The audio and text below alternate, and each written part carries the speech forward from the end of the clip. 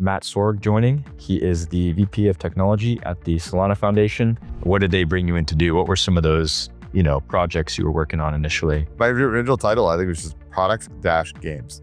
At Solana, it's very flat. You have tons of stuff to do. So I was kind of looking all over the place, looking at RPCs, how do you prove that? Ethereum 2017, that was a crazy time. I can't imagine how expensive gas prices were on some of those transactions you were trying to do. P0 in a blockchain is always security. What do you see today as the biggest security challenge versus what it was 2 or 3 years ago? The clear issue is a lot of the social engineering and other things that have evolved greatly, especially with AI. Outside of security, what do you see as the biggest areas that AI has impacted your role? There's a lot of people vibe coding nowadays. So I think that's the biggest thing for us is how do you make it so these AI tools are up to date and then actually producing secure code.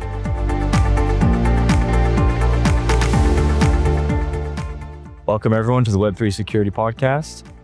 Today we have Matt Sorg joining. He is the VP of Technology at the Solana Foundation. If you're not familiar with Solana, it's one of the biggest blockchains in the world, over 70 billion in market cap, over 20 billion in TVL, and it does tens of millions of transactions every day, which is really impressive for a blockchain. Thanks for joining today, Matt. Thanks for having me. Yes. I always love to, hear about how you got into things from the very beginning, how you got into blockchain, how you got into computers, how you got into programming, all of that. So take us back to the early days. What was your first interaction with technology and computers growing up? It was probably just tinkering around, video games. I know a lot of people who kind of do it with just random Tamagotchi or just whatever, anything that had any sort of API or you can kind of tinker with it. And that was the same with me. I was making my own little Minecraft-y type games, just whatever I could kind of program. And both of my brothers are also technical. And so we'd always just kind of compete to make the best thing. Yeah, I actually took that into doing something that was a little bit more math and economics based and physics in college. But I was always kind of, tinkering on the side. So my formal education isn't in computer science. That part is almost completely self-taught. I started at Riot doing machine learning for them, kind of, we would call it AI now. Doing machine learning for them and data science. And then when I started my own startup, which actually my first startup after Riot was a blockchain company. That's where I really just had to build everything myself because I was the main engineer. And that's where I really, really started getting to a broad depth of engineering knowledge. Yeah. Awesome. So how did you, because I know you had a long or sort of a career in gaming. And How did you go from, I think you were doing, was it physics and econ and some of that stuff in college? How did you go from that to the gaming industry? Yeah, I mean, if you look at my path, it looks a little bit windy, but I don't know, at the times it didn't really feel like that big of a jump. I was working for Riot Games to make League of Legends. Actually my first game job was a small Facebook games company back when that was a little more popular, kind of like Farmville. It was kind of an iteration of that. We're making sports simulations. So I actually played college football, and then with my economics background and kind of math background, making simulations of sporting events, of games. It was kind of a way of playing fantasy baseball, football, basketball without having to have games to go on. And so you just had these simulated games, and you would accrue players and do that kind of thing. So it was very mathy, but a little bit of engineering there. And then moved Riot Games to do now. And League of Legends is one of the biggest games in the world. So you really have to specialize on your craft. So I did, again, data science, machine learning. But while I was there, I saw a bunch of just issues with being international, a bunch of fragmented databases. We'd have distribution in different countries. So Garena in kind of Southeast Asia, and then China, we had Tencent. And so we actually didn't have access in central Riot to that data, to the League of Legends data. And even less access if it was a tournament, but MLG or whatever, some other tournament provider we wouldn't actually have that access to that data at all, or have any sort of oversight on whether they got paid. And more I looked at it, and I started looking into this new technology called blockchain. Like, I think this kind of fixes a lot of these issues. This is back in 2017. And so, yeah, I left Riot to explore if, we could explore a lot of that with a company built on Ethereum at the time. Our first iteration of it was kind of this buy once, play anywhere, because it was, logins were also having a big fragmentation issue. So there's obvious Steam, but Epic Online Store opened around that time. Facebook and Discord and a bunch of others were actually launching their own launchers. They've since failed for the most part, but there's this big fragmentation issue. So we're connecting that with blockchain underneath. And that company kind of fast failed for a litany of reasons, but the benefits of blockchain, if it had scaled, was very apparent. Like, basically, when you're selling like $20 to $60 game access boxes or whatever, Ethereum even at that time was just way too expensive for the unit economics to work. But it did show me we were able to easily tap into customers all over the world, and it did actually solve the problems. So that was kind of my first, hey, it's probably not ready today for consumer adoption, but as this infrastructure improves, it is something that would solve a lot of problems. And that's kind of, I guess, the way that all these kind of transitions kind of happen, is I'm just trying to solve the next problem.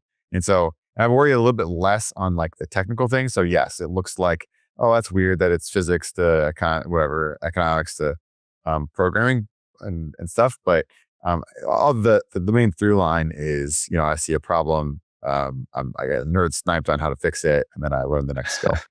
That's crazy. That's a really interesting approach to like career path. I mean, I think it probably is the one that makes the most sense, instead of trying to pre-plan it way in advance and that kind of thing, because blockchain, doesn't exist when you're making that plan, and so you can't move to it.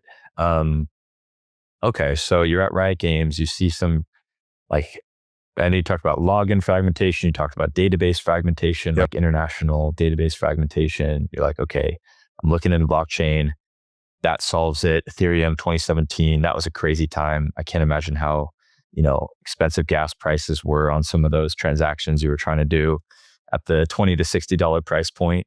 It wasn't quite like peak NFT 2021 Ethereum, like thousands of dollars, but it was still in the dollars back in 2017. Yeah. Right. Okay. So where do you go from there? You do kind of this first iteration on a blockchain based game, and then where do you go from there? We fast filled that company and just probably about 10 months. And when we did this incubator called Skydeck. It's kind of associated with Cal Berkeley. I know Skydeck. And oh, nice. Yeah. And when I was kind of leaving, and we were kind of winding down that company, the next cohort was coming in to Skydeck, and I was just kind of showing around, people around, just very much like logistics. Here's the coffee machine. I was just, trying to help out while I was figuring out my next steps. And I actually met my co-founder during that process for my second company. So my mom has hearing loss, and my former co-founder, she has hearing loss, and had this idea around an opening in the market for hearing aids. Notably, basically there's a legislation that allows hearing aids to be classified as hearing aids, even if they're direct to consumer. And that opens up for Medicaid and all these other programs to pay for them, and insurance to pay for them. And and technology is getting better. So you can now have Bluetooth, low energy kind of interactions directly with hearing aid hardware. So you can actually have some interactivity on your phone. Before that, you'd have to go directly into the clinician's office and plug it into their system. And then you couldn't even have it in the ear at the time. You'd have to adjust, because it's like very, very high performance, they're called digital signal processors. So you just really couldn't interact with them. They were trying to save as much energy as possible so they could be on your ear all day.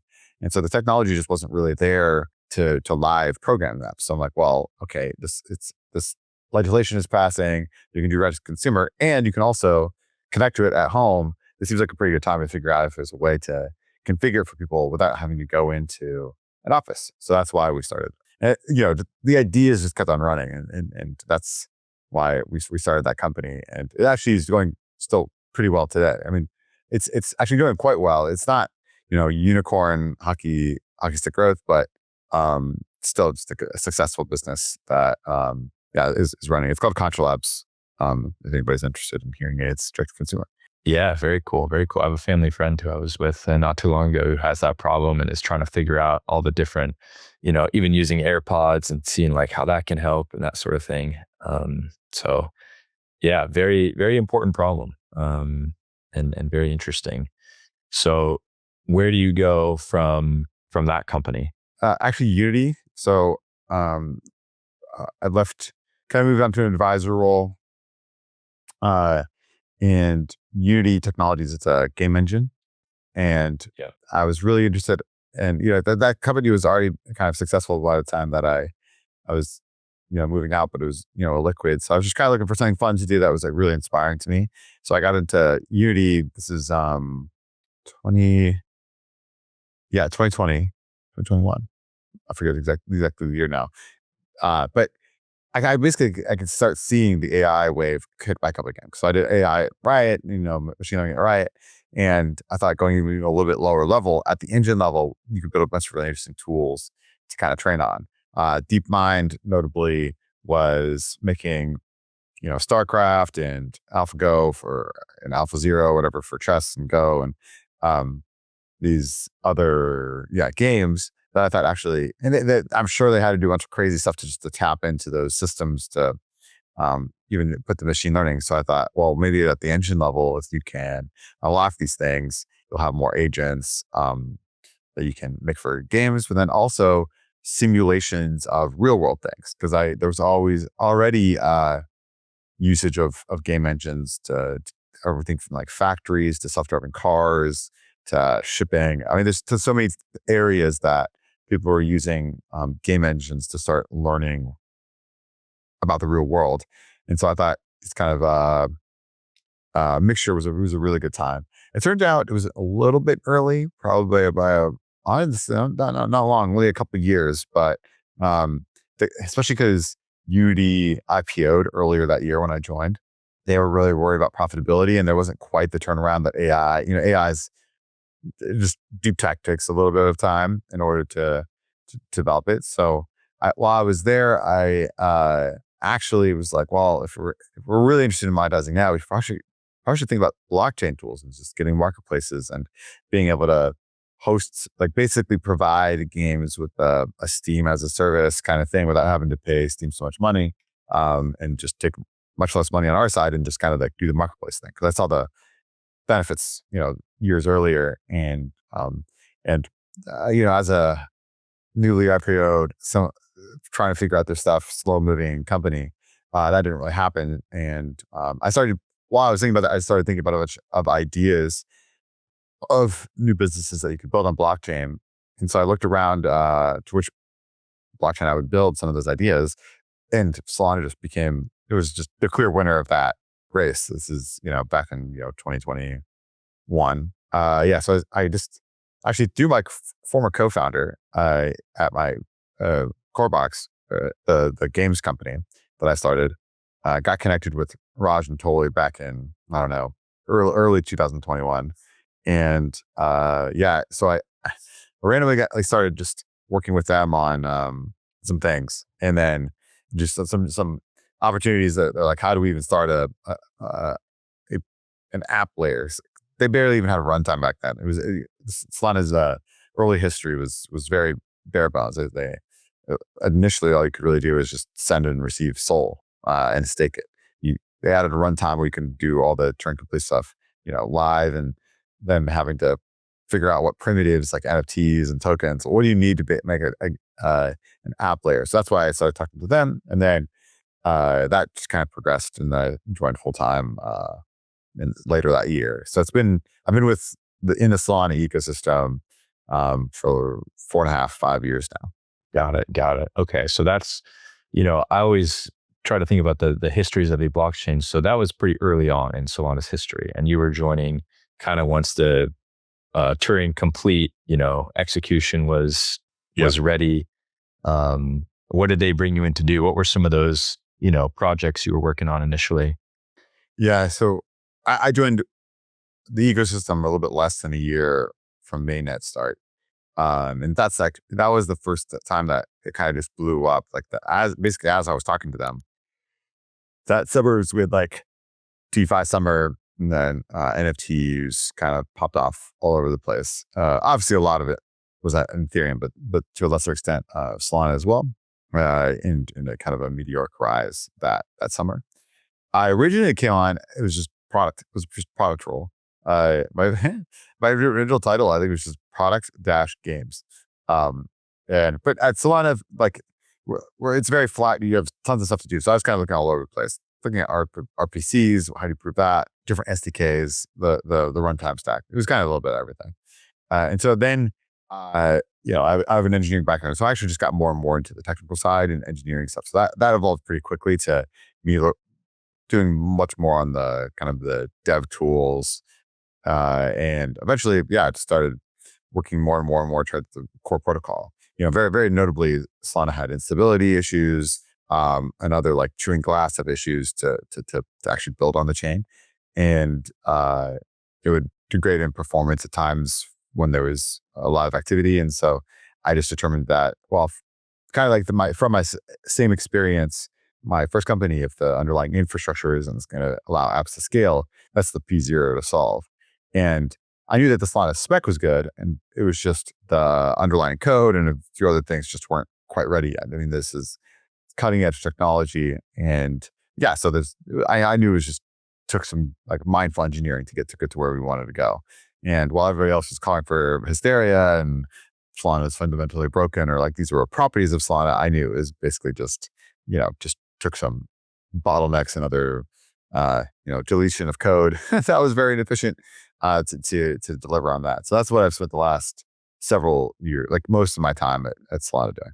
Got it. Okay. So you came in and there was a gaming kind of thing attached to your title, and then you saw, okay, the fundamental layer is kind of broken, the P0, as you said, and now you've been deep in the rabbit hole of fixing kind of the core protocol or improving the core protocol.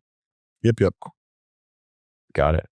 Very cool. And how has that, that's very much in line with what you were saying earlier of like, hey, figure out the problem, go solve it. Yep. How has that kind of, progressed you through the organization? At some point, they have to be like, okay, Matt's going to work on this, or Matt's going to be, this guy in charge of this. How did that kind of process play out?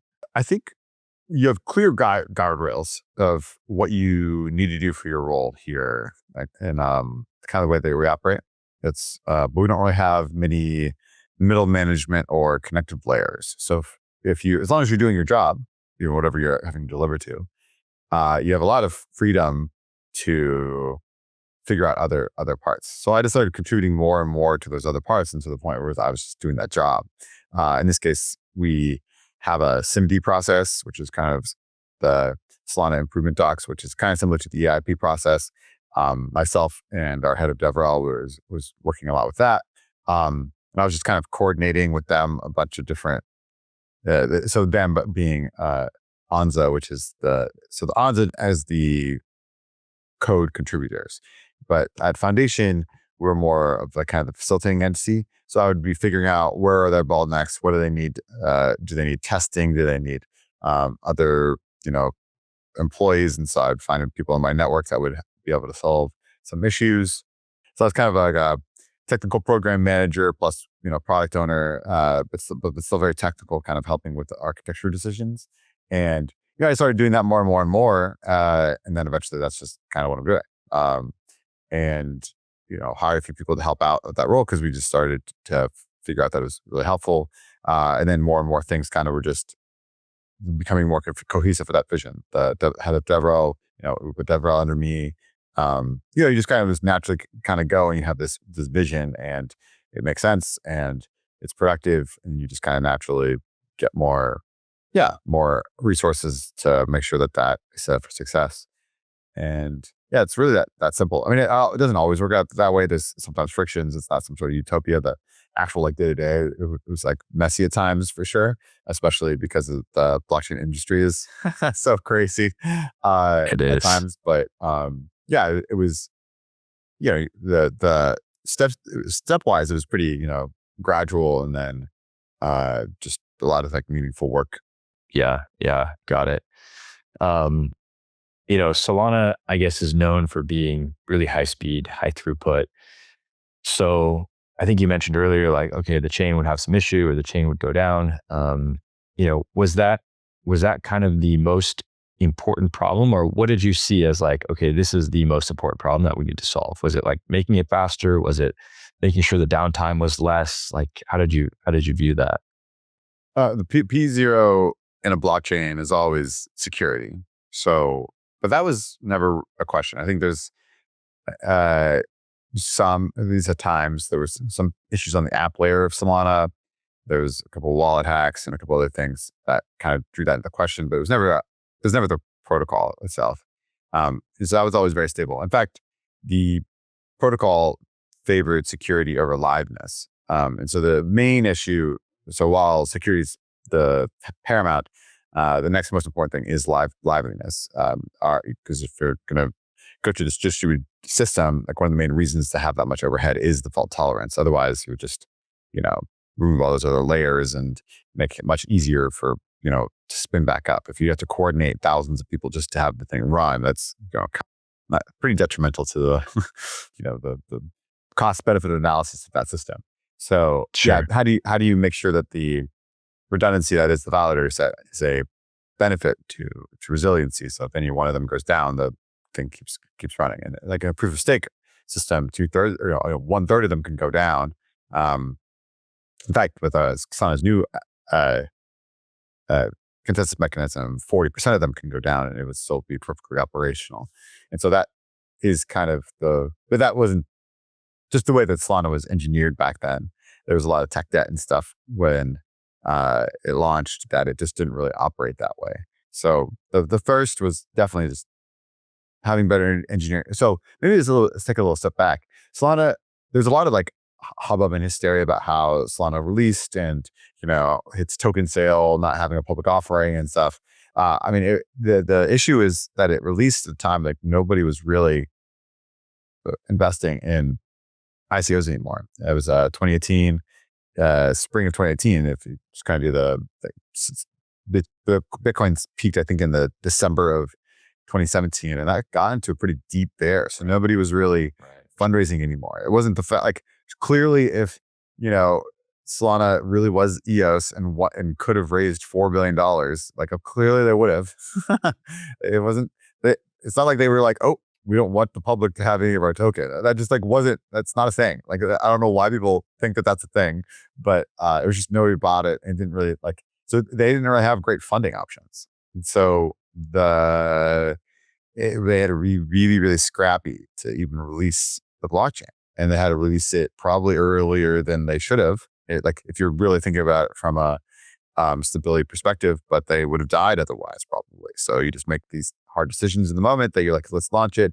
It's probably okay. And that's why it released really unstable. If nowadays blockchains release more or less stably, but they have, most L1s get hundreds of millions of dollars of funding before they even launch. Solana got maybe 22, 3, something like that. Yeah. So, and yeah, released the whole thing. So it was just a kind of natural like engineering thing. It just wasn't done yet. And so obviously there's much hysteria around it. Like, oh, it's just some fundamental property of Solana because it's, I don't know, too centralized or whatever. That just isn't true. That Solana is very decentralized. And it was just code issues that were very fixable. It just took time to kind of figure out the right combination of them, and a lot of hard work by a lot of really smart people. So yeah, that's really, then once you got the stability and that's kind of taken place since I'm pretty proud of the work we've done over the last, 2.5, 3 years since I've really worked on the core protocol. So once that got stable, I mean, Solana hasn't had downtime in coming up on 2 years now. And, and before that one was, yeah. So basically, come February, it'll be in 3 years, there'll only be one downtime for 5 hours. So it's really starting to just not be a thing. And so the last 2 years have really been around performance. It's like, okay, we're now stable. Now can we ship quickly and have very meaningful performance improvements, and we kind of do that every 3 months now. It's a very fast cadence. And so Solana is improving rapidly across multiple two different vectors. And now we're even comfortable with just some pretty major code changes where there's a second client coming out, actually live today, Awesome. called Fired Answer. And then early next year, the entire consensus mechanism will change into consensus algorithm called Alpenglow. And that's just like the big nameable things. There's tons of small things around memory optimization and the scheduled pipeline and runtime that are all just, we have this saying in the Solana ecosystem, IBRL. It's increased bandwidth, reduced latency. It's kind of in this decentralized world where it's kind of hard to rally all these different entities together. That's kind of the rallying cry. Like if it does those things, if it either increases bandwidth, reduced latency, you're probably on the right track. And so that goes for Solana itself, the protocol, and then the RPCs, the wallets, kind of all the infrastructure pieces around it. Very cool. Very cool. I've definitely seen IBRL all over Twitter. The shirts. Yeah, the shirts. Okay. Yeah, I want to talk about Fired Answer, but before that, I guess before even Fired Answer, it sounds like there was a lot of kind of engineering changes or like making changes to the code. What was what was the security involvement in that? Were you working with like blockchain code audit firms during that process? Were there some changes there? Can you expand on that? When you're first starting, you have to find people who are able to read Rust and, really understand that. A few really good firms emerged over time. And then we essentially have them on retainer. So we have 4 completely different entities that review all onto code. And then we also now have multiple that do fuzzing of different parts of the stack. Every release, this happens. So yeah, the security is paramount with this stuff. And then the fuzzing and some of the other stuff even does regression testing, which is basically assessing performance changes and other potential degradations across releases. So it's even that's evolving. We have, with a completely independent validator client that has the same spec, you can also do some like differential testing across the different clients. And then there's a few other, they have Fired Answer has their own test suite now. And so you can kind of combine the test suites across the different client teams. That's actually what's starting to become the Solana spec, is like those combinations of tests that both clients pass. Yeah, so that space is rapidly matured, and that's part of the reason why the shipping cadence is faster. Is when you have the confidence in the P0, which is security, then you're more and more willing to ship quicker with confidence. Right. Okay. And so it sounds like Fired Answer was a part of that, or at least is becoming a part of that. What was the original idea? Because you have the core protocol code in Rust, and then Fired Answer, I think, is C. C. What was the original idea for like, okay, we think we need to have a second kind of code base? Kind of what I was saying earlier when you're thinking about why do you have a blockchain? One of the properties is resiliency. And so having, and resiliency is one of the things when people say decentralization, this is one of those properties. Like I think sometimes decentralization just becomes a meme, but when you have multiple parties that are all independently operating something, and again, a third to 40% of them can go down and the network stays up. Resiliency is a property that you get that is, obviously parts of it could be mimicked by centralized solutions, but this is a surefire way of doing that. So having the redundancy of clients as well as resiliency, because even if there's some sort of issue with one of the clients, you can kind of fall back to the other client. So right now on Solana, the intention is that highly staked nodes could potentially have a hot swap to one client or the other. and fall back if there's some clear issue with one or the other. Eventually, we could have that be automatic. And the utopia is when you have 3 clients or 4 clients, which is in development now. Once you have no client that has over 40, then even if one client goes down, you have over the 60% that is required by Alpenglow to keep going.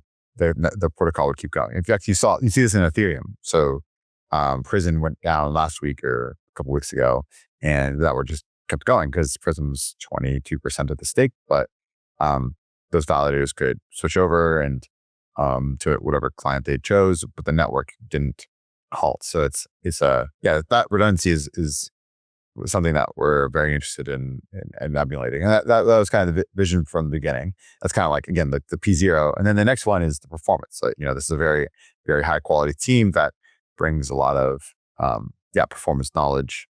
Kevin Bowers is one of the original high performance computing on super clusters, so like distributed systems. So he brings a lot of that knowledge to Solana. And they have plenty of other just really, really fantastic engineers on that team. So that's the other part. They really push the needle and collaborate with Anza, which they make Agave the client. Anza's the organization, the research org.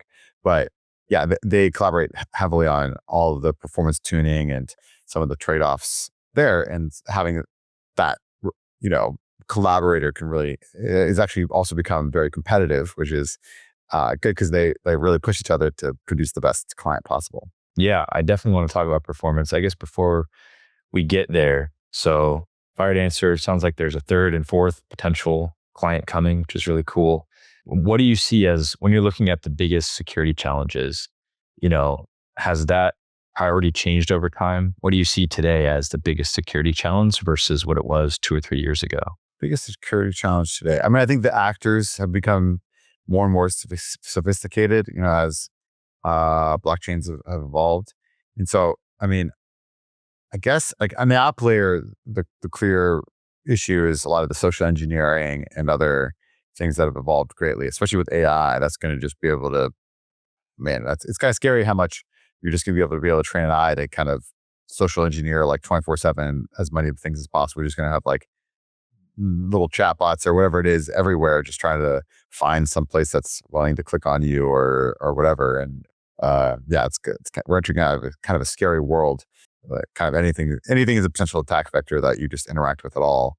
And so today that manifests in kind of like interview processes and just whatever, just a bunch of other things that spoofing interviews like this. That's part of the reason why people use Riverside, which we're using right now, and not some other thing that you have to download, is because people were using that download as malware software. So I think that's like the scariest one that has kind of evolved, because it's kind of just a human thing and not, it's hard to make that singular human error. Yeah, it's hard to audit that, so, I mean, at the core protocol level, it's not as big of a deal because there's so many steps to get to released code. Like nobody has any sort of, like no individual or even like small set of individuals has the ability to take down the cluster from that point of view.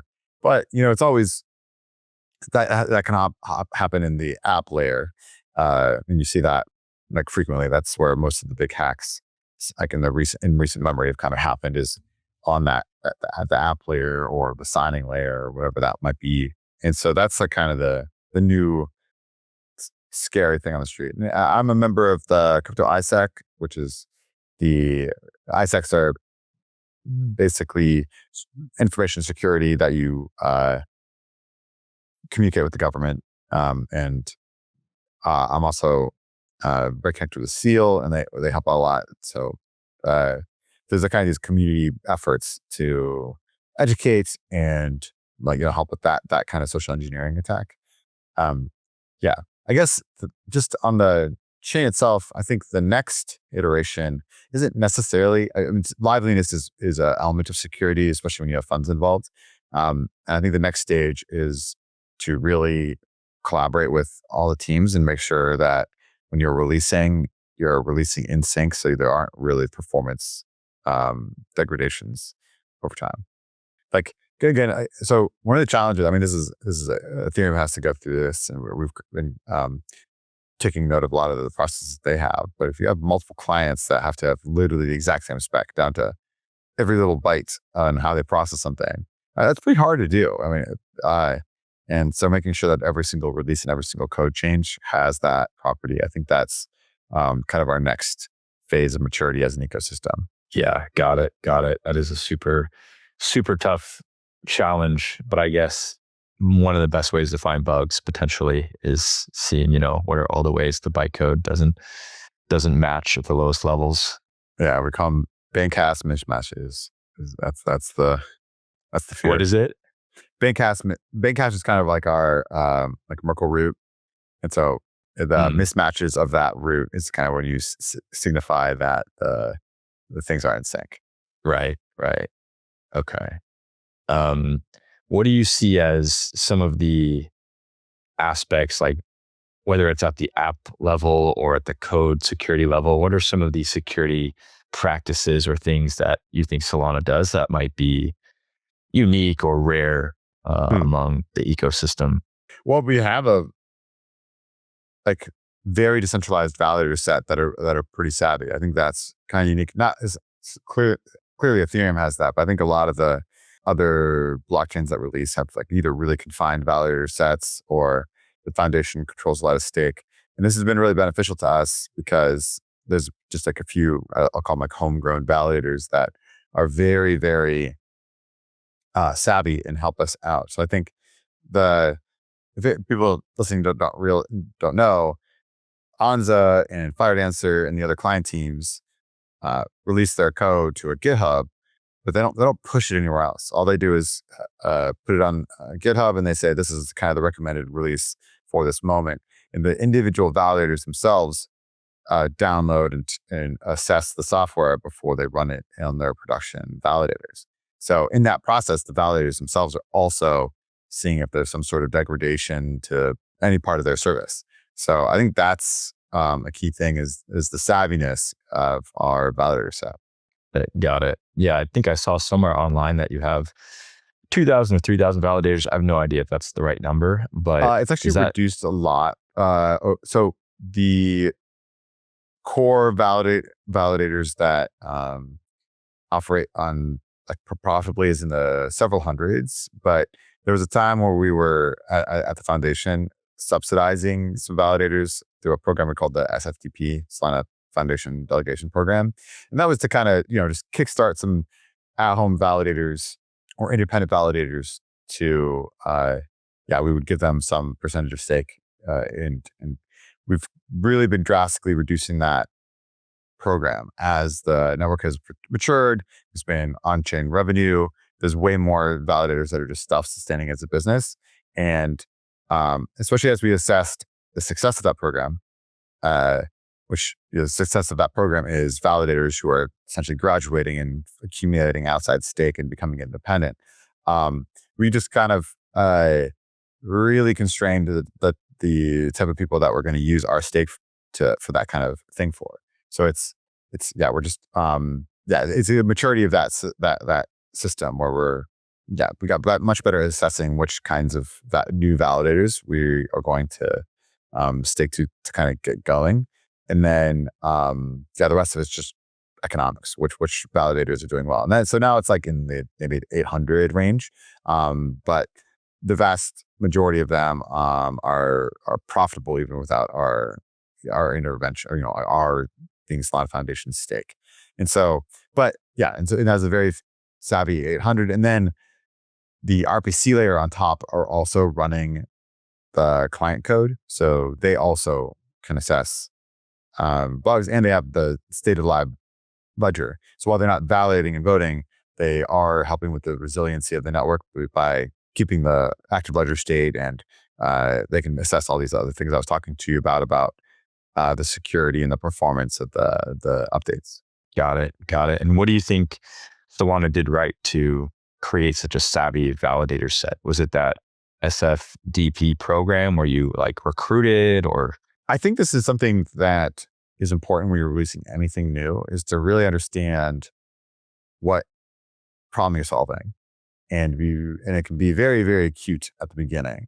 And if people really, really like it, you'll attract, that cohort. And in this case, being, blockchain at NASDAQ speed and being able to make these global markets work at scale, but essentially just be a new layer of the internet that is very connected and, it connects a lot of financial infrastructure.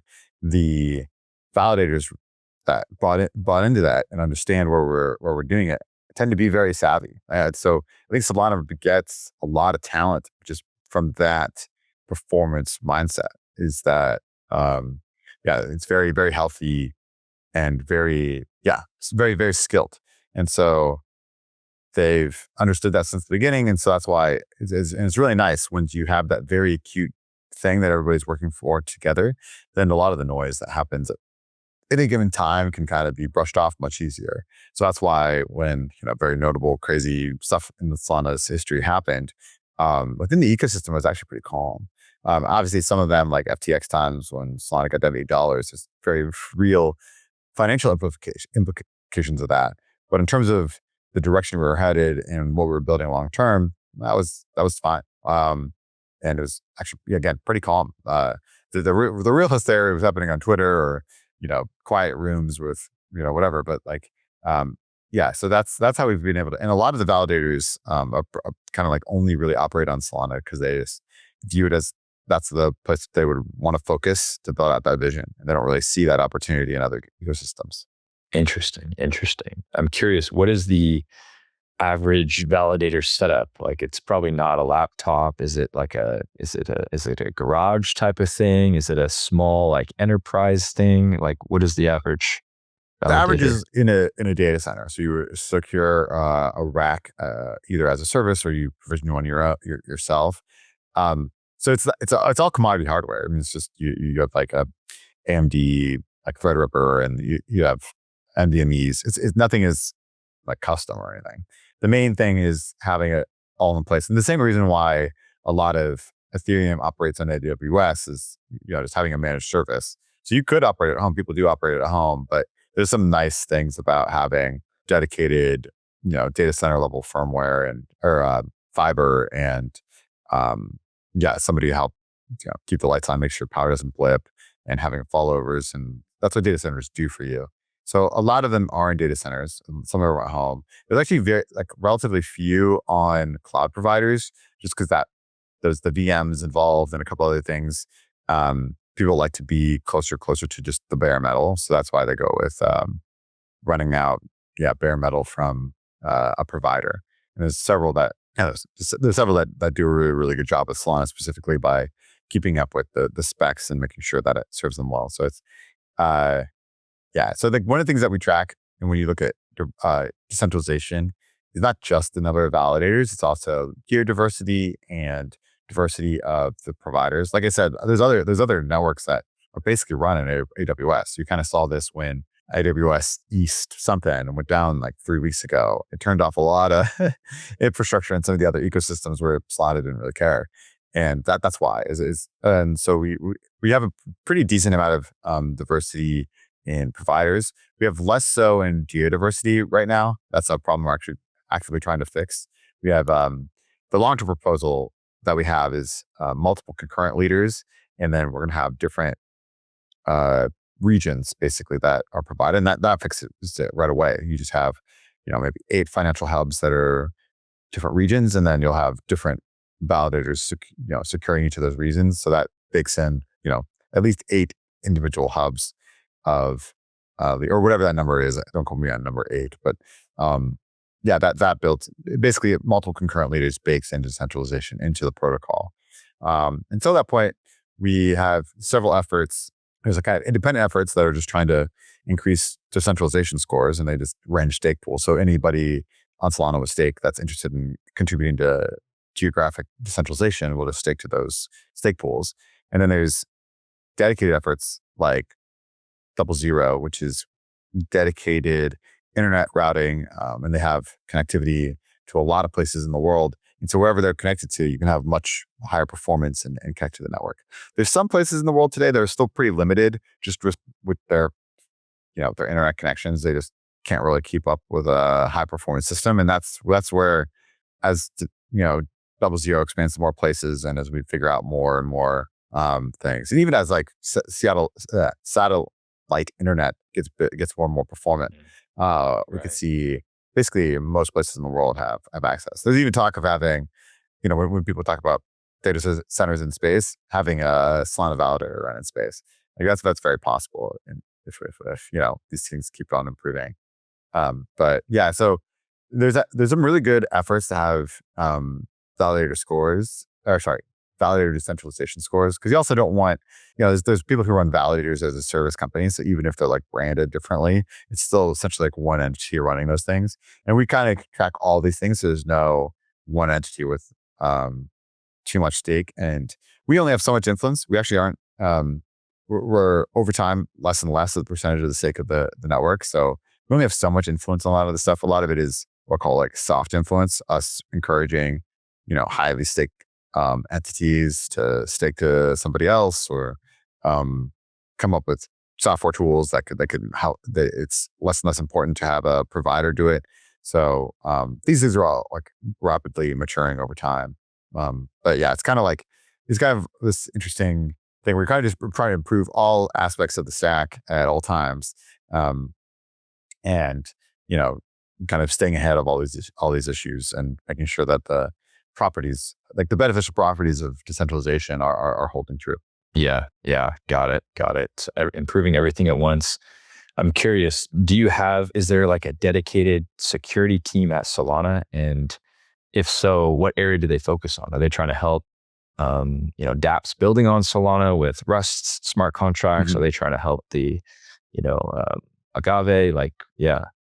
So we don't have one security team. We have many security teams, and they'll do different things. So each of the client teams have their own.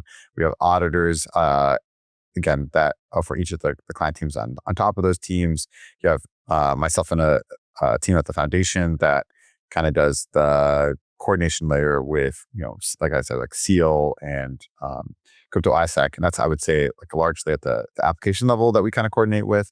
And so it's kind of, security is paramount when you're talking about financial systems. So we have redundancy all over the parts of the stack. We've, started using community audits for some of the bigger code changes, and that's part of the reason why we've talked like heavily. So it's really trying to get diversity and kind of redundancy in our testing as well. And so that's like actually very mature at this stage. Awesome. Are there any specific roles that, you're looking to grow in, or any, if there's a independent security researcher out there, what's the most value they can add? So we have a bug bounty program. That's actually where a lot of them start, if they just kind of start tinkering around with the code base. We have a very generous bug bounty program, and we'll even throw, like I said, we'll have bug bounty programs, community audit programs, I should say.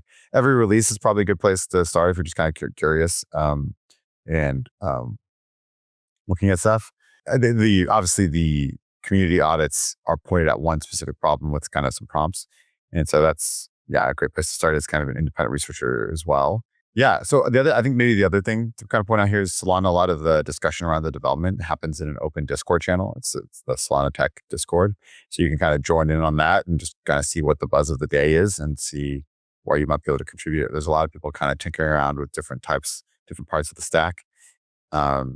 Ourselves, we are always, iterating on various roles. We have a production engineer role open at Solana Foundation right now, which is, it's loosely around security. It's about basically like taking all the code and the different clients and making sure they release to production. Each of the client teams have similar roles, but this is at the foundation itself, kind of helping to coordinate each of those individuals entities that are releasing code.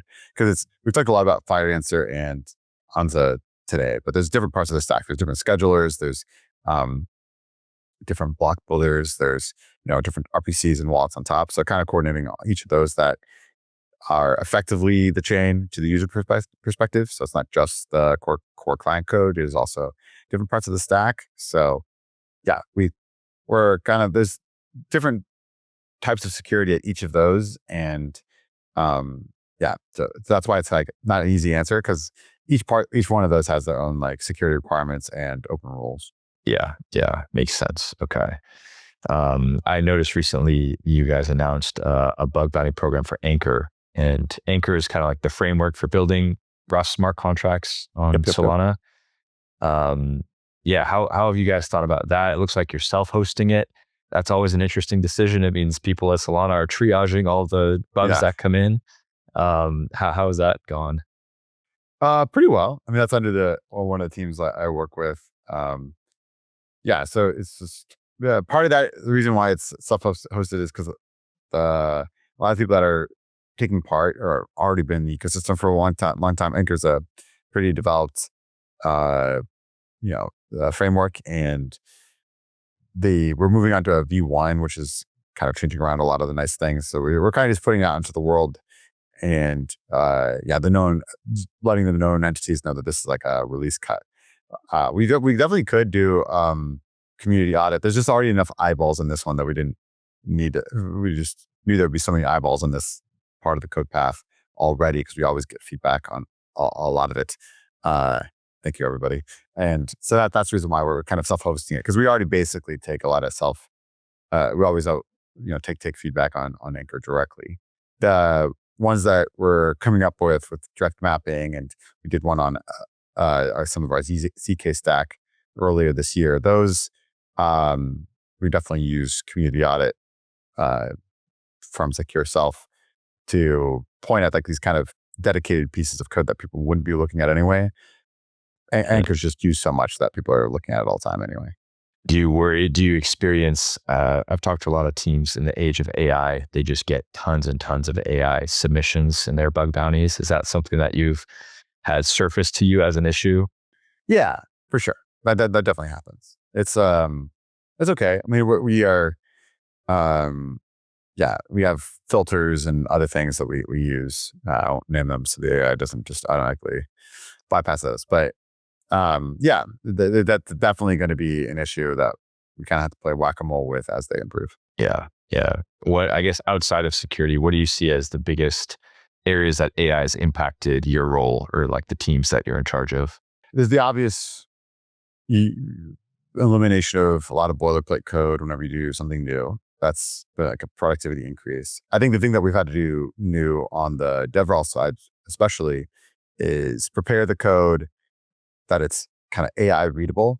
We had this problem for a little while. If depending on the way we'd update versions and stuff, the AI would read one set of documents but not the other, and not be able to cross-reference the compatible or especially incompatible versions.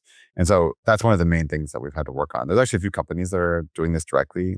It's kind of like, I like to think of it as kind of modern SEO, search engine optimization.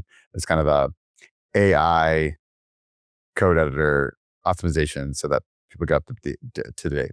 Because there's a lot of people vibe coding nowadays. Most of the young engineers basically do some hybrid of vibe coding and coding. And we want to make sure, especially on the app layer, that's gets you most of the way there. And I think we're kind of a long way to, especially on financial coding, that you can kind of just use it and then forget it. I've definitely read some statistics about the number of audits coming up with critical errors is like drastically increased. They've both increased the number of audits because there's more code, and then they've drastically increased the number of critical errors found. So auditors are a little bit overloaded, and I'm sure that's a lot to do with AI. And so I think that's the biggest thing for us, is how do you make it so these AI tools are up to date and then actually producing secure code. Yeah, makes sense. Is that an issue that you face in terms of hiring new developers or young developers? You're like, are you, do you have the fundamentals? Are you going to vibe code? How do you kind of quality control? Yeah, it's interesting because you can kind of think this from both sides. If they rely on this stuff too much, then they're going to run into some pretty serious gotchas, and that's not okay. I mean, if they can't solve them, then yeah. So we try to make sure that they can pass that bar. But if you're on the flip side, if you're not using AI at all, I think you're also doing a disservice to how much code you can generate. Like I said, AI does really, really good boilerplate doing things like cross-referencing different interactive APIs and things that there's obviously not direct integration docs anywhere, but somebody out somewhere has done the integration, and AI is really good at just kind of reading that and getting you most of the way there. And if you're not using those tools for those things, you're just spending a lot of your time just pattern matching things that have been solved many times before. And so I think there's a balance to be struck, and we try to. I mean, with an interview process, it's kind of hard to know, like, to assess all these things. I think that's something that we're kind of working on too. We kind of stick to the normal types of code interviews and kind of walk through code. It's kind of hard to test on like vibe coding and whatever acumen. We do take-home tests for certain roles as well, and you can kind of tell if somebody just has too much vibe coded code and how much did they actually customize and think about the overall architecture and stuff. So that it takes like a little bit more expertise on our side to not to see if it works, but to see if like they really thought about how it works and how extensible that code, like are their coding patterns healthy, stuff like that. And then we usually like walk them through the code. Like, are they actually able to explain the code as opposed to, clearly just had some, generated code develop most of it. So that's kind of where we are with that, which has been pretty helpful. Even though this, it's really hard to hire and it's kind of a crazy ecosystem. I think we've done a pretty good job of being able to assess, the talent. Yeah, that's awesome. One question for you on kind of like the DApp layer, specific to security. What are kind of, if I'm a protocol builder looking to build some kind of application on Solana, are there any, initiatives? Do you have anything to support them on the security side, whether it's with doing their auditing or helping them understand how to use Anchor or something else? Well, we definitely help them know how to use Anchor. We have many boot camps and things of that nature. I think one of the challenges with giving audits directly is the Solana ecosystem is just so big nowadays that we try to help in certain ways, but we've always kind of toyed up and down, like kind of how to actually pay for some parts of this, and it just becomes really cumbersome. So we might come up with some stuff around audits and being able to help out individual protocols. You might see, especially if it has another curator. So if it's coming out of a hackathon that we know of or something like that, we have some light programs there. We don't really have general auditing programs. It's just not really feasible at Solana scale today. Yeah, makes sense. I know we're kind of running up on time here. Would love to ask a couple other questions. First one, do you have any controversial views on Web3 security, whether it's at any level of the stack? What's something that you think is controversial or contrarian or less popular?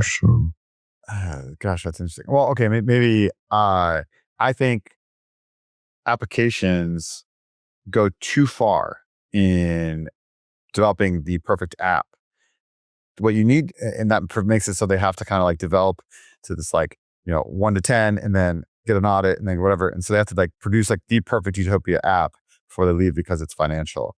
But I think really they should be using good product principles and release, more like a 2, like a not done mode. But you can just be really, really mindful of what part of the apps are financial and which are not, and like the minimum viable code definitely is secure. You don't want to have a hack.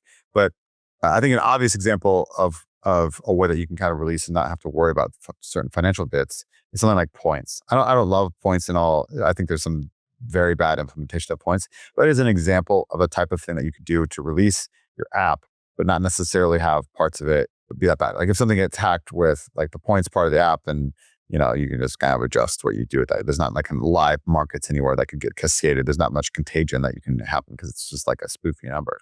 And I think people should be willing to do that more and more, because if you don't have product market fit, your app is dead anyway. So you need to figure out how to ship and iterate with your customers, but just do so in a way that's secure. So that's what I think maybe a little bit controversial. I actually think it's one of the biggest things that prevents blockchain apps from having product market fit is they don't iterate enough. They don't ship early enough. and they don't iterate early enough. And again, they just need to be mindful about what they ship, so there's not too much, financial risk to whatever they're doing. And so, like another example that's not points that though they could do is they could just use already existing vetted code. So I think it's really important to understand what part of your app is your actual secret sauce, and which part of the app that you can maybe just, even if you have to pay a little bit extra on the early going, like you can maybe use somebody else's service. So like if you're making an aggregator or something, just using an existing aggregator that even if you're paying like maybe a competitor, like that's fine. Like that they're audited and they have their security, and then whatever your secret sauce is, you can kind of like add on top of that. I think a lot more willingness to do that and really concentrate on the specific thing that your app is really trying to develop towards. I think that culture needs to develop more.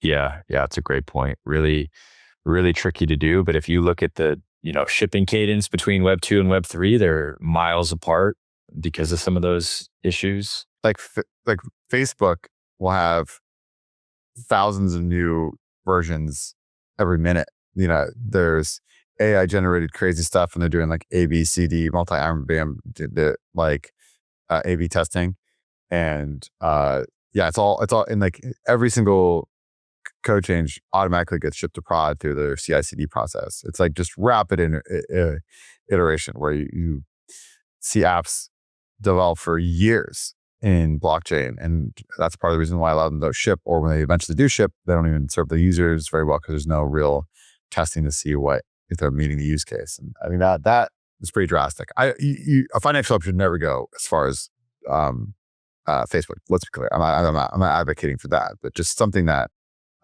gets you more information about what is actually serving your users quicker. I think that's what any good product builder would be thinking about.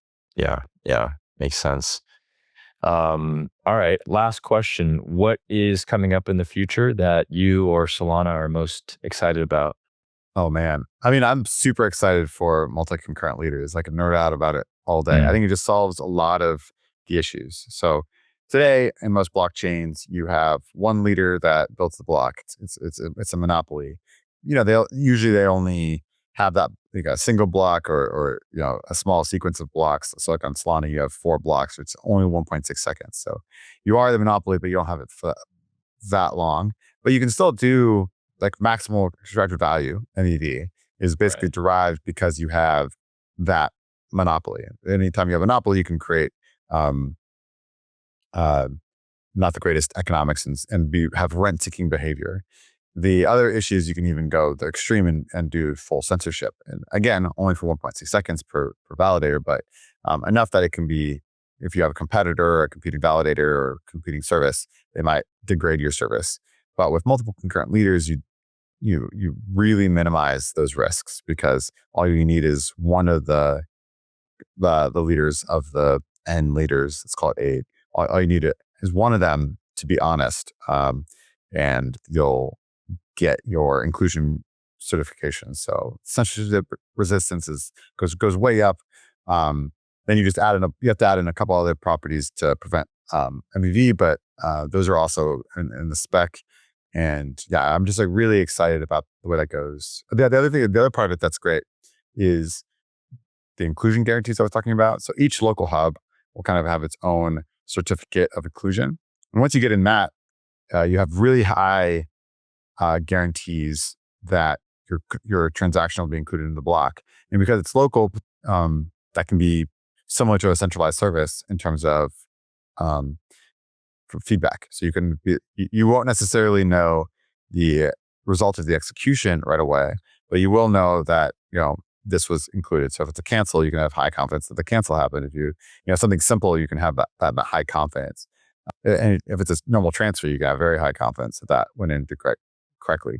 The things that would be you'd need to wait for the global consensus would be things that are contested. Like if this limit order was taken, or who got which price or whatever. But for most things, yeah, you're going to be able to honestly have like Web 2 performance in terms of feedback.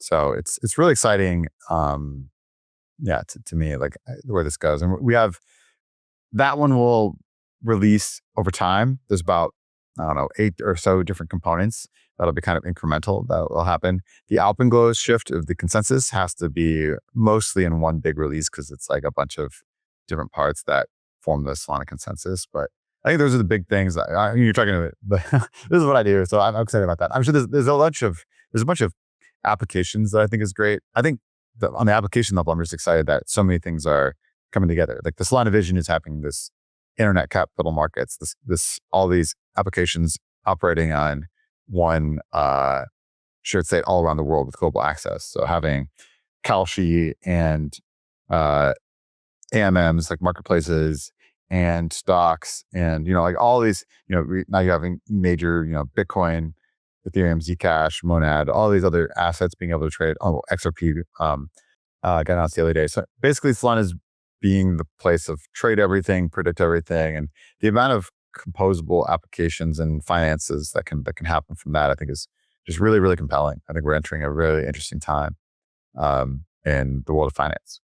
Awesome. Yeah. IBRL, right? Yeah. Exactly. I mean, that's just like serving all the users. So like the other day was announced that Visa is allowing merchants to settle on stablecoins on Solana. It's just the IBRL is making sure that it's just so low friction. Why would they ever think about using anything else? That just works. That's kind of the idea. And then once you get more of that, you have like different types of flows. Then you can just build off that economy. So now they have their stablecoins being settled that way. What if they want to do more and more of their banking? Why would you even offload that USDC if you can start doing your payroll through that settlement? What if you can start earning yield on that? So these things kind of compound, and if you're serving the users correctly, then the network effects from all of this, I think you see glimmers of it right now. But I think the financial world that we're building I think Dragonfly has a really good blog about this. Like, open always wins. So open protocols. The internet used to have a bunch of closed protocols, but the open protocols won. HTTP, TCP. Those won. I think that's the same thing that's going to happen in the financial world as well. The open protocol, the Solana, will connect all these things, and you're going to see some insane network effects that you wouldn't necessarily anticipate today. Awesome. Well, it's a super exciting time for crypto. Thanks so much for joining, Matt. Really appreciate the time. And we got to do this again sometime. Yeah, awesome. Yeah, thanks for having me. All right. Thanks a lot.